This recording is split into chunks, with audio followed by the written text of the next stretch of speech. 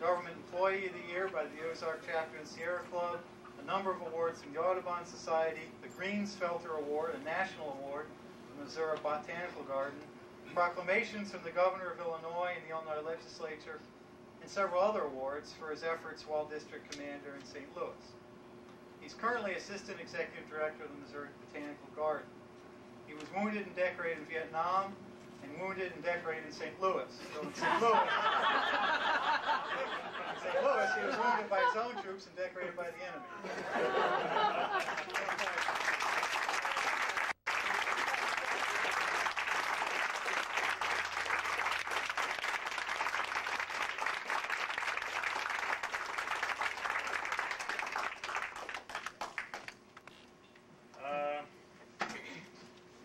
Paul gave about 80% of what I was going to say. No, not really. The unworthy of belief. I wish I'd have remembered that a couple of times back here in August and September. For those of you that are not from this area, essentially 3 days before I turned over command of the St. Louis District and 5 days before I was to retire from the United States Army, I got fired. Which in some ways was a blessing, although not for the family. Because if you have $700 or $800 million in open contracts and 1,000 people working for you, you can never be sure that maybe somehow, somewhere, some way you haven't been set up. And so you kind of take a deep breath and go into what we call the military hull defilade, waiting for all the flak to fly over. And I did that. Now I'm not going to talk about that. I would be happy offline or later, if we have any time for questions, to talk about it. But it's not really germane to why you're here or why I'm here today. I'm not going to talk to you about our normal St. Louis winter weather. For those of you from out of the area, it's always like this in December, January, February, March. And if I can get you to believe that, there's some rock about halfway between here and Mars that I would like to sell you. Not going to talk too much about the Corps of Engineers, except to say that there's a lot of you folks in the Corps of Engineers, far more than you realize. But they do worry about making a living, something that I have never really worried about. And they really don't know how to break through the generational gap problems in the Corps, because as you get to the top of any bureaucracy, you get there by doing a certain set of things that got you there over the last 10, 15, 20, 30 years. And in some cases, it's very difficult to change what got people there. It's difficult for the people that sometimes are supposed to be in control of those people. Not going to talk too much about me, but I think I ought to give you my philosophy of life. And when I say life, I don't mean my life, but I mean of life on Earth, of all living things on Earth, because that kind of sets, I think, the stage for a couple of the things that I will say following this. Essentially, you have, in my very simple ex-military mind, an environmental infrastructure out there that cloaks this planet and is the basis of life for all living things, to include man and woman. Okay? Homo sapiens, somehow that doesn't come across quite the same way when you say that. Us. That there is a finite amount of air, water, soil, and space, and that we know far less about that cloak of life that we are absolutely dependent on than we do about most of the things that you look out into space towards.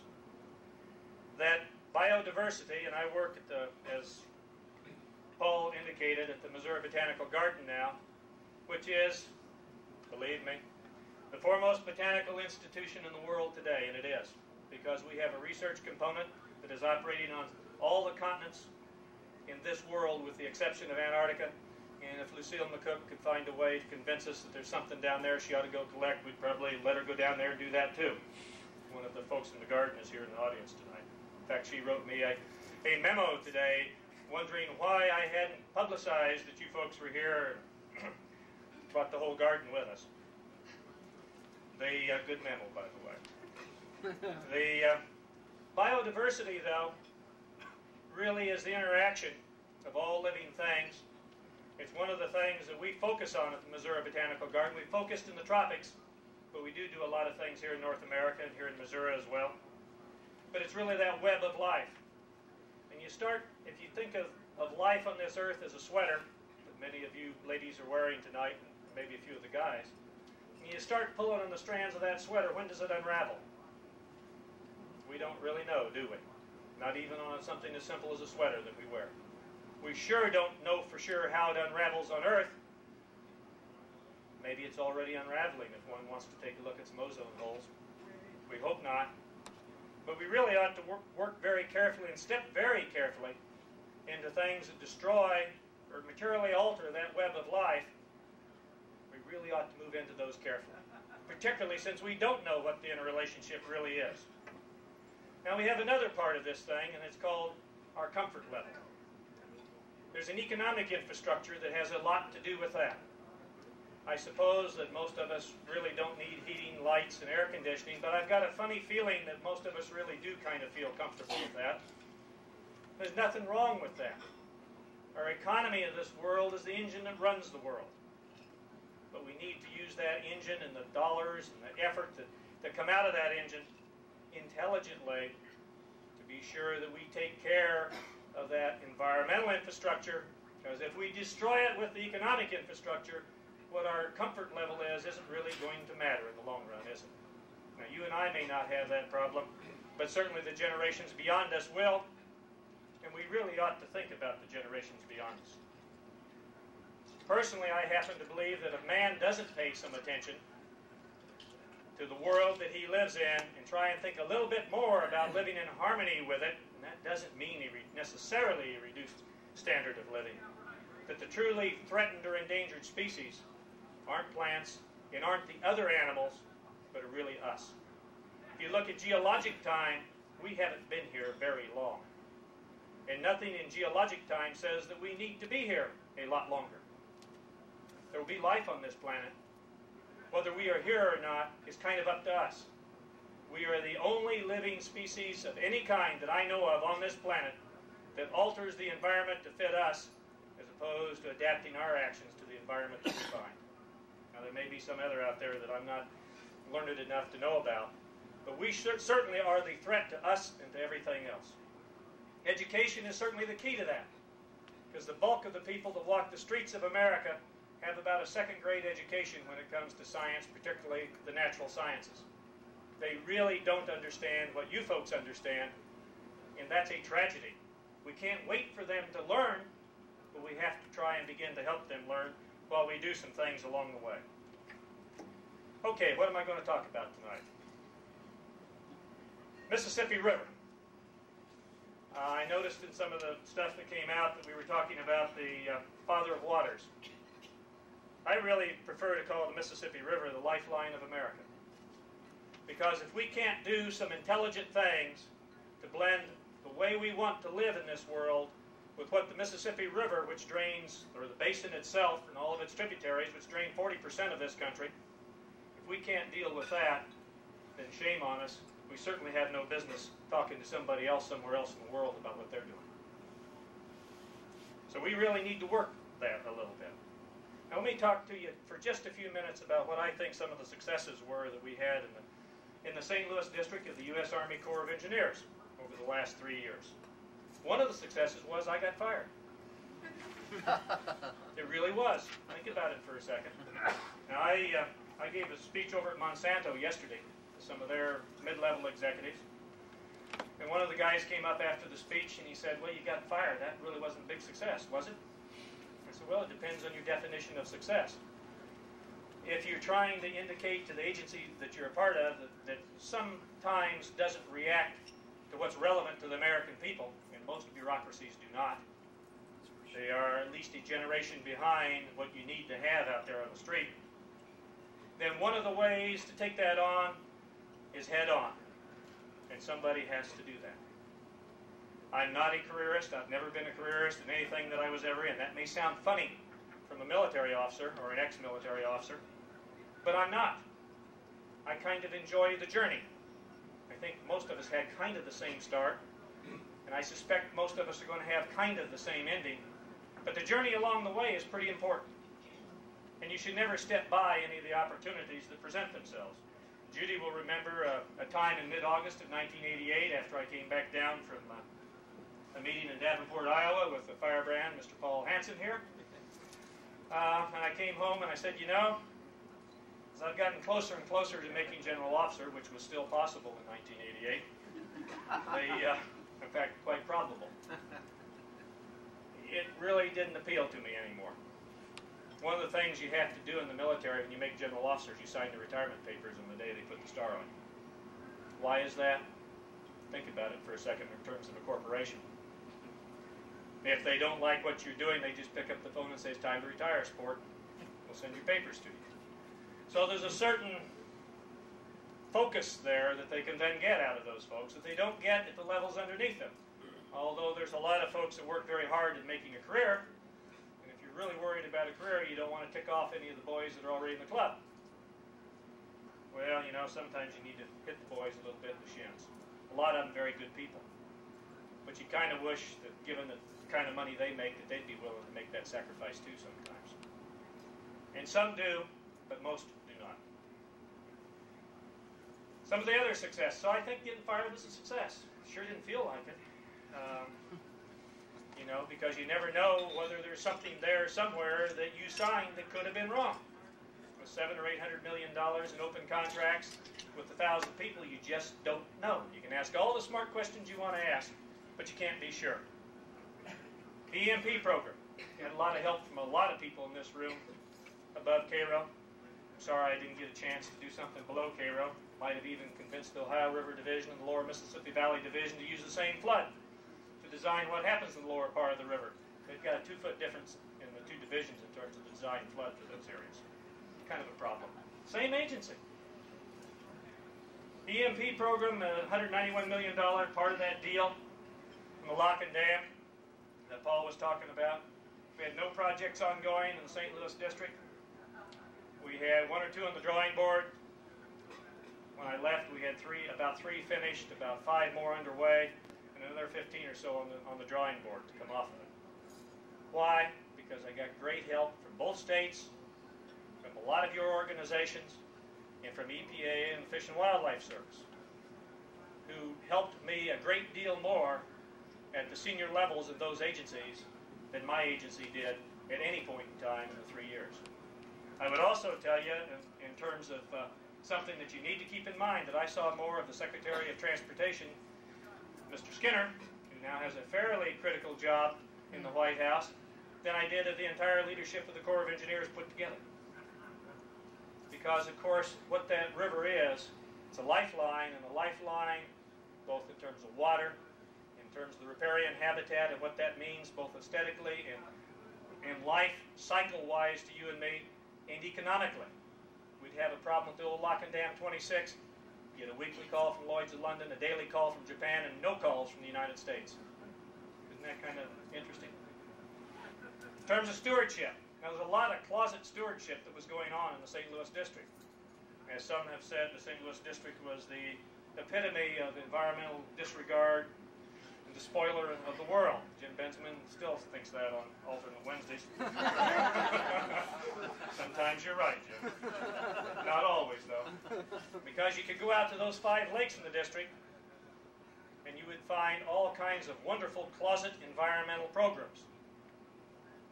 Small scale, where people out there, like you and me, are bleeding some dollars off of the budget to go do intelligent quality of life things. Because you see, I happen to believe you put the environmental infrastructure together with the economic infrastructure tied through biodiversity, and you have what's called quality of life. And I think quality of life is kind of important for all life, not just you and me. A lot of effort out there, 12 to 15 million visitors at those lakes. A lot of people. So there's a lot of balances that one has to strike as you try and work your way through that. A Riverlands area, 43,000 plus acres on the Mississippi and Illinois River. Under the same laws, under the same regulations, under the same policies that we used to do things at on the lakes, but guess what? No presence at all. And you kind of scratch your head and you say, wait a second. Isn't that the same outfit? Isn't it the same government? Aren't we the same people? So we moved out with something called Riverlands, again, with tremendous amounts of help from people in Missouri, people in Illinois. You know, the award I got as Missouri Conservation of the Year was from, and I'll get it right this time, Ron, from the Conservation Federation of Missouri. I blew that one time, and Ron almost hit me with a chair, which is a fantastic organization that operates statewide in the state. They aren't just focused on the Mississippi, but they're focused on the whole state. They do a lot of things. So we created a Riverlands office with a lot of help. You get about 3 to 5 million visitors on that section of the river every year. A lot of people. Some other cooperative efforts. There's some opportunities in a place called Cache River, Cypress Creek Wildlife Refuge with the U.S. Fish and Wildlife Service, the state of Illinois, Nature Conservancy. Actually, the Nature Conservancy was the driving force in that, not any of the bureaucrats. But a bunch of bureaucrats showed up to try and help, and I committed the Corps of Engineers to acquire the real estate for that operation. Don't know whether that will hang that way or not, but it seemed dumb to go hire folks for the Fish and Wildlife Service when I already had trained real estate folks right here twiddling their thumbs. And so we tried to do that. Quiver River, over here in Missouri. Tremendous opportunity of the same type. The state of Missouri wants to create a wetlands state park area. Almost had that one going, but didn't quite get there. I think it still ought to go. We had an environmental day on the river. Some of you in this room have been on that environmental day on the river. We used to just take Jim Bensman and Roger Pryor out there and a few folks like that, try and convince them we're really good guys and gals. Well, you know, I knew that was a lost cause. So what we did is we took a whole cross-section of folks, from the most devout environmentalist. I think I'd have to go quite a ways to get over on the outside of Jim Benjamin and being a devout environmentalist, to the most devout river person, in industry type, development person, and a whole range of people in between. Why? We have a captive audience when you've got them on a barge in the middle of the river. Okay? And they better not fight too much with each other, or they throw each other off and get in real trouble. So they start talking to each other, and what you will find if you can get reasonable, decent people, no matter what you think their persuasion is, in the room to listen to each other, not to talk to each other, but to listen to each other, is about 60% of what they're saying is the same thing. If you can build on that 60%, you can have some success. And I would hope that we would keep that in mind, whatever directions we go in the future. I had an old Indian. I didn't go to a legitimate school until I was about in the 7th grade. I was going to say 13 years old, but I'm not sure, really. Alzheimer's is not a good disease, but I don't have it. Sometimes the memory seems to fade. But this old Indian who had absolutely no education at all, one time I was really feeling up in my cups a little bit, and he looked at me, looked up, and said, "You know, Jim, I can't hear what you're saying for all the noise." That's not a bad statement when you think about it. So really need to have some reasoned thought. And that doesn't mean that once in a while some noise isn't called for, okay? Don't get me wrong there. But if you can get in the room with reasoned people, then you need to use reasoned thought and reasoned expression. Had a plan of study that we agreed to in that meeting up in Davenport. And what I agreed to was that the Corps would act as a catalyst. Now, unfortunately, I lost, actually, he was a, you can tell that Paul was never in the military, because Hank Hatch was a lieutenant general, that's 3, not 1 star. And Tommy Sands was a 2-star, a major general, not a brigadier general. Now, Hank got his 3rd star after I first met him. Oh, okay. Well, I'll take that then. He was the director of Civil Works and all that other stuff, though. But simple fact was, when I lost Tommy Sands, I lost a protective ability to go get through all the nonsense directly to the Assistant Secretary of the Army, because he could do that. And he left because he was one of the contenders with Hatch to be Chief of Engineers. When Hatch got the job, bingo. So we lost somebody that truly understood, even if it didn't seem like he did sometimes. We agreed to put together a plan of study with the Corps acting as an action agent, if you will, to make that happen. Miracle of government. 5 states, the U.S. Fish and Wildlife Service, EPA, Sierra Club, Isaac Walton League, other organizations, St. Louis District of the Corps of Engineers, all agreed on how it ought to be put together. Went forward with it. Back it comes. It wasn't in a nice enough binder. Put another year getting in a nice binder. Now, double-edged sword here. Didn't want folks wasting more money on lawsuits, because that would have been a waste of money, because you have to prove irreparable harm. When we know nothing about the river anyway, except site-specific data, you won't be able to prove that within a court of law. Better off to go find out what the state of that basin as a basin is. And that's what the plan of study was intended to do. Initial cost figure, $24 million. Immediately ran into people in the Corps that said, well, that's what the EMP program's all about. Well, no, it's not. Was there some duplication? Sure. But who cares?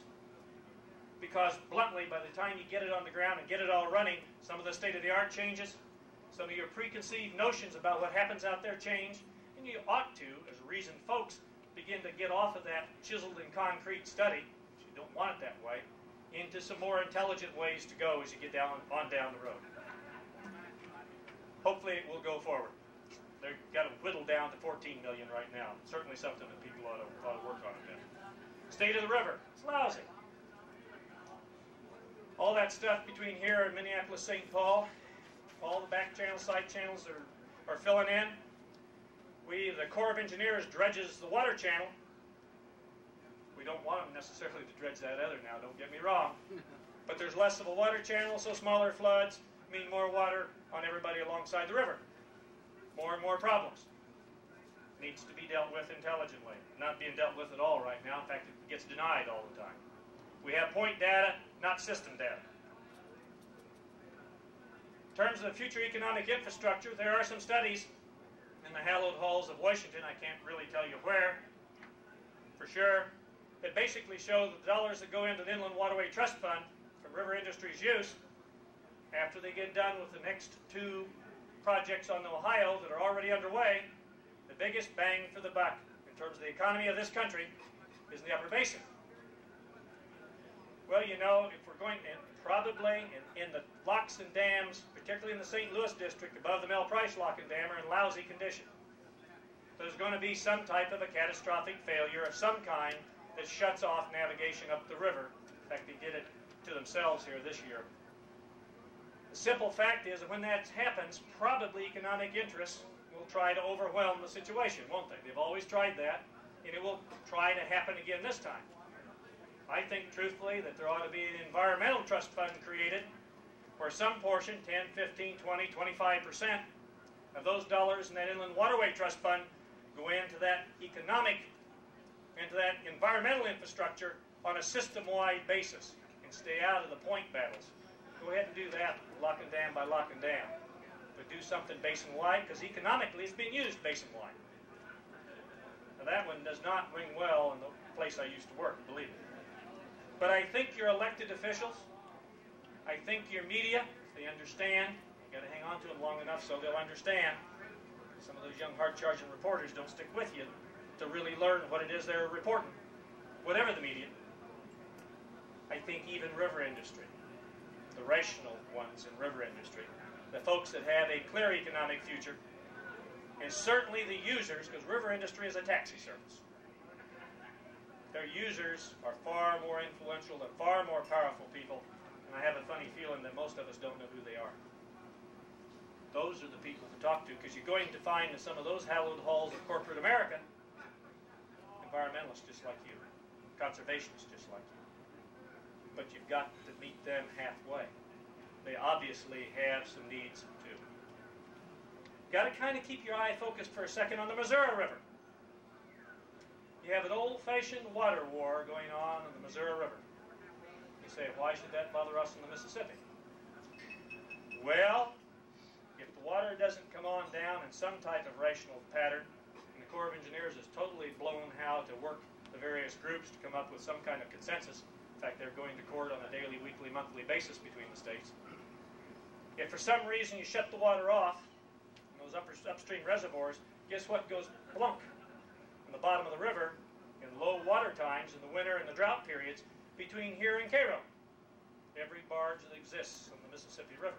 That's $12 to $15 billion of commerce that transit this area every year. country won't allow that to happen.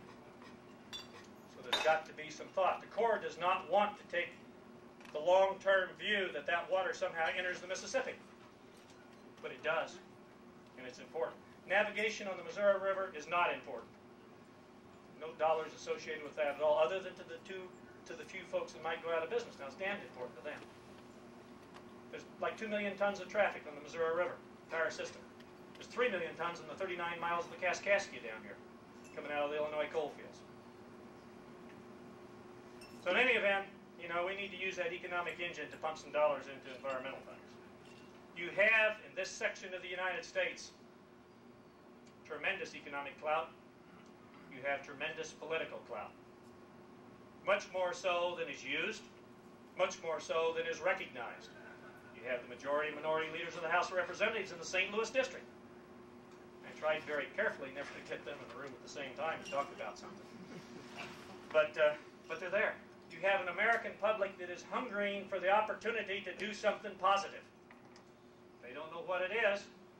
And believe me, their government agencies aren't really helping them too much in some ways.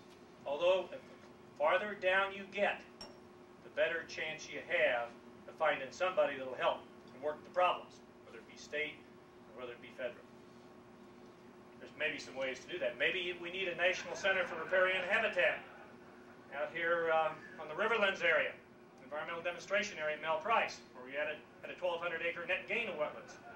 That one almost got me fired too. Took $500,000, and we did it. Didn't study it, we did it. It's been probably the best success we've had in all of the projects we've done environmentally there. We need some thought. You've got 95 million people within 600 miles of where we're sitting today. The heartland of America. And one would think that maybe this is one of the right places to show off what's really important about that river and about what it means to you and me. Need some true economic analysis. Not this crap, pardon my language, not this stuff that comes out of federal agencies, but something that takes into effect the big view, a holistic approach. And of course, economists, like lawyers, like engineers, don't like that big view because they can't handle it. But there are some out there that can, and we ought to. If we don't, we aren't far behind some of those parts of the developing world. Some fantastic opportunities for partnerships. Ron Coleman here has been one of the folks that pioneered the clean stream effort for many years in Missouri, that has done a dynamite job on most of the streams in Missouri. There are other folks that have helped him obviously do that. Maybe one of the ways to focus attention of the American people would be a major effort on the Mississippi. I don't know. Kind of hard to do, but I bet you we could get industry to help us in that. Might even get the Corps of Engineers, who knows. Not sure whether you want a tight organization or a loose organization. Tight organizations have bureaucracies that take over themselves. That's what your governments are. They sometimes lose sight of the product or the service. Bottom line, I think what you're doing is absolutely essential. I think this lifeline of our country is worth the efforts, worth the personal sacrifices that people are making. I feel very fortunate to have had an opportunity to do something for a few years. I'm not sure what I am. Some people call me an environmentalist. Some people call me a conservationist. Some people could even call me a developmentalist. Don't know. I think really I'm a quality of life person that we need to kind of tie things together. Confrontation, it works sometimes, but generally win-win partnerships are far better. Now, if you can't get somebody to the table to work a win-win partnership, then you have no choice in terms of confrontation. And that has to be done then. But you got to be careful that you don't turn theoretical opponents into visceral opponents, just as I did in the Corps.